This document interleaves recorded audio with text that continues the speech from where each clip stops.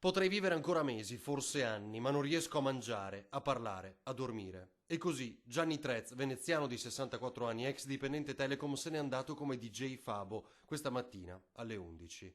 Era ammalato di cancro da 2 anni, aveva scelto da lungo tempo di addormentarsi per sempre in Svizzera, in questa clinica, la Dignitas, alle porte di Zurigo.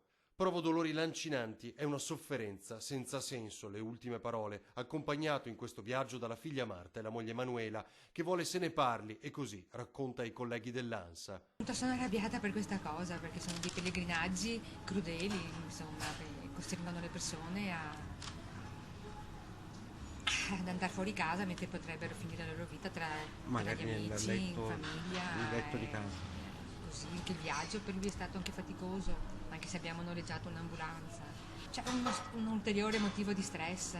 L'accompagnamento è stato fatto oggi, lo chiamano così, ora che la politica e l'opinione pubblica tornano a interrogarsi sulla morte dignitosa.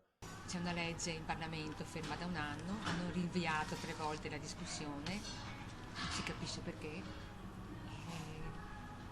Come tutte le cose, per i diritti civili il nostro paese è molto indietro. Convinto sin dall'inizio della malattia 2 anni fa, si è informato personalmente, il colloquio ha scelto di farlo da solo. Tanti gli italiani che vanno in Svizzera, dice la moglie, sostenendo una spesa tra i 10 e i 15 mila euro, e si scopre che sono 5 i veneti che negli ultimi mesi si sono rivolti alla sola Exit, associazione torinese che si occupa dei suicidi assistiti. Ieri l'ultimo pranzo, insieme, poi il riposo in hotel tra una visita e l'altra, il tempo di un ultimo abbraccio e la forza ancora di scherzare per chi ha la consapevolezza di una scelta. Gianni, che ha la compagna di 40 anni, dice: ti telefono stasera e ti dico se c'è il paradiso.